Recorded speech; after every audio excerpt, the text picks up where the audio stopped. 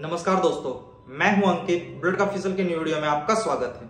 आज की वीडियो में आप जानेंगे, जब कोई देश किसी इवेंट को या कोई स्पोर्ट्स के वर्ल्ड कप को होस्ट करता है, जैसे कुछ दिन पहले कतर फीफा वर्ल्ड कप को होस्ट किया, इसी तरह से इस साल पूरे इंडिया में आपको पता है कि वर्ल्ड कप का इवेंट हो रहा है या आईसीसी के वर्ल्ड कप का इवेंट हो रहा है और इसे इंडिया होस्ट कर रहा है। तो आज की वीडियो में जानेंगे कि अगर कोई कंट्री किसी इवेंट को या कोई स्पोर्ट्स वर्ल्ड कप को होस्ट करता है तो उस कंट्री को बेनिफिट क्या होता है। और ये सारे ही स्पोर्ट्स में या तो फिर सारे ही इवेंट में हम लोग एक कॉमन देख सकते हैं या हम लोग एक एग्जांपल के तौर पर समझेंगे। अभी फिलहाल पूरे इंडिया में वर्ल्ड कप का माहौल है, आईसीसी का इवेंट हो रहा है, तो इस वर्ल्ड कप से इंडिया को किस किस तरह का बेनिफिट है आज की वीडियो में डिटेल में जानेंगे। अगर हम लोग बेनिफिट के बारे में जाने तो फर्स्ट ऑफ ऑल हम लोग दो भागों में बेनिफिट्स को देखेंगे, इकोनॉमिकल और नॉन इकोनॉमिकल बेनिफिट के बारे में जानेंगे। सबसे पहले हम लोग इकोनॉमिकल बेनिफिट्स के बारे में जानेंगे।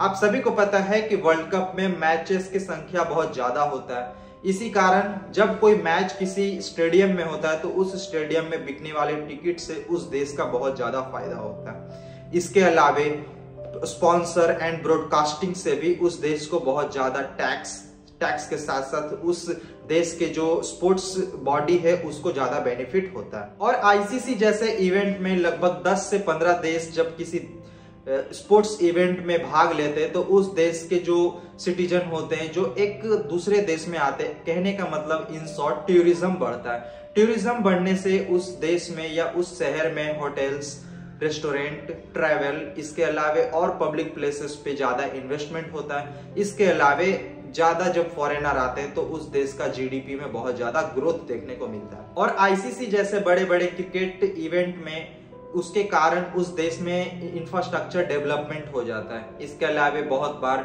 फॉरेन इन्वेस्टर भी अपने देश में इन्वेस्टमेंट कर देते हैं। तो ये तो हो गया इकोनॉमिकल बेनिफिट। और नॉन इकोनॉमिकल बेनिफिट्स के बारे में अगर हम लोग बोले तो फर्स्ट ऑफ ऑल जब कोई कंट्री पार्टिसिपेट करता उस गेम में, उस गेम से लगभग बहुत देशों से, अपना देश से जब कम्युनिकेशन होता है तो उसमें डिप्लोमेटिक रिलेशन बहुत ही अच्छा होने का चांस होता है। इवेंट को होस्ट करता है कोई देश तो उस होस्टिंग के दौरान या उस क्रिकेट मैच के दौरान या उस इवेंट के दौरान उस देश का सारा इमेज एक क्रिएट होता है। और उस इमेज को आप जिस तरह से होस्ट करेंगे, अगर आप बहुत अच्छे से मैनेजमेंट कर रहे हैं तो आपके कंट्री का एक पॉजिटिव प्रोफाइल बनता है। आईसीसी क्रिकेट वर्ल्ड कप में economical benefits, non economical benefits होने के बाद तो क्रिकेट भी कहीं ना कहीं किसी देश में या पूरे वर्ल्ड में प्रमोट होता है। और जब कोई चीज को प्रमोट किया जाता है या ऑटोमेटिक प्रमोट होता है तो उसका वैल्यू, डिमांड और हमेशा किसी ना किसी तरह का हाइप क्रिएट बहुत ज्यादा होता है। और ये सारे बेनिफिट्स तभी पॉसिबल है जब कोई कंट्री एक्चुअल में होस्ट करता है। बहुत ऐसे इवेंट में जब कोई कंट्री होस्ट भी कर रहा है, इसके अलावा वो कंट्री खुद दूसरे देश में जाकर के ट्रैवल कर रहा है, तो वैसे में किसी भी तरह का बेनिफिट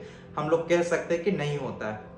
मैं आशा करता हूं कि आपको ये वीडियो इन्फॉर्मेटिव लगा होगा। अगर मेरा वीडियो इन्फॉर्मेटिव लगा तो प्लीज वीडियो को लाइक कीजिए, कमेंट कीजिए, शेयर कीजिए। साथ ही मेरे बुलेट ऑफिशियल चैनल को सब्सक्राइब करके बेल आइकन को प्रेस कर ले ताकि मैं कोई भी न्यू वीडियो अपलोड करूं तो उसका नोटिफिकेशन सबसे पहले आपको मिले। मिलते अगले वीडियो में, तक के लिए जय हिंद, वंदे मातरम।